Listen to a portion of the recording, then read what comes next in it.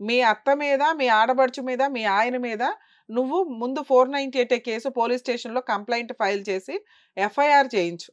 పోలీసోళ్ళు గూడా ఇదే అంటున్నారు మరి. ఎన్ని సార్లు వస్తావమ్మా నీకు? ఎన్ని సార్లు నువ్వు చెప్పుకుంటావు ప్రతిసారి వెళుతున్నావు, కంప్లెయింట్ ఇస్తున్నావు, సెటిల్మెంట్ చేసుకుంటున్నావు. ఇప్పుడు వెళుతుంది న్యాయ పోరాటం కోసం అని గుర్తుపెట్టుకో. అలాగే మేడం. ఒక మహిళకి జరిగిన అన్యాయం కోసం నువ్వు వెళ్తున్నావు.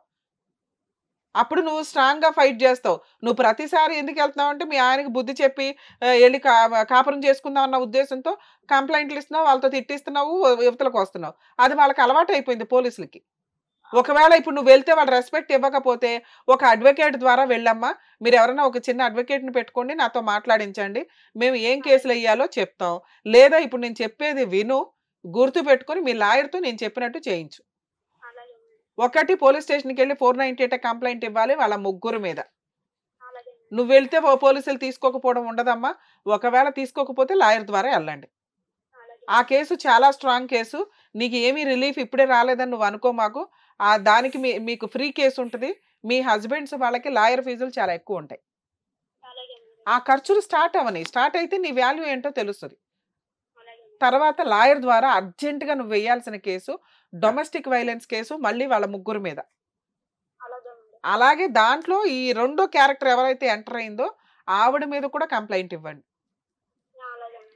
తీసుకుంటే తీసుకున్నారు, లేకపోతే లేదు. కానీ మీరు కంప్లెయింట్ మాత్రం ఆవిడని కూడా కలిపి ఇస్తూ ఉండండి.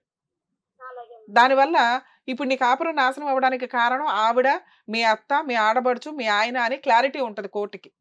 అవును మేడం. 2 మెయింటెనెన్స్ కేసమ్మా.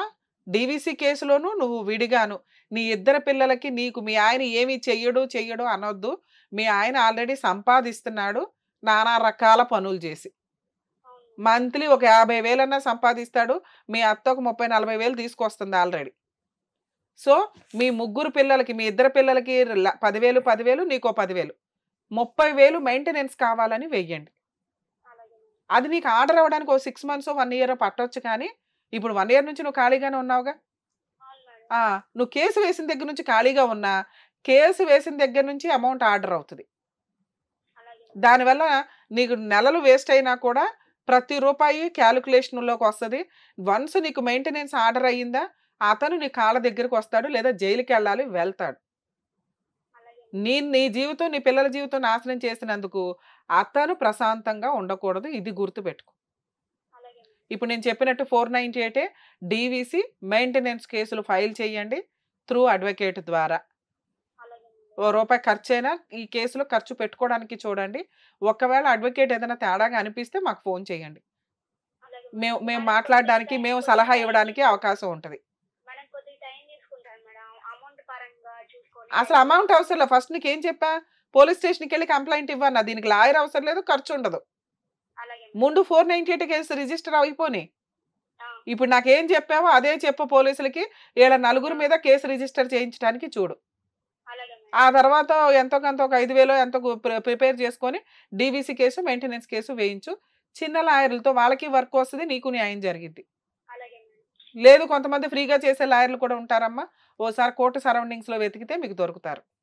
అలాగే మేడం. 2 పిల్లల గురించి నువ్వేదైతే భయపడ్డావో, పిల్లలకి మీ ఆయన్ని దూరంగా ఉంచు. నీ అంటే పిల్లల్ని 2 రోజులు సొంత 3 రోజులు తండ్రైన ఒకసారి వినాలి. నీ పిల్లల్ని సొంత తండ్రైనా కూడా తీసుకెళ్లడం కుదరదు.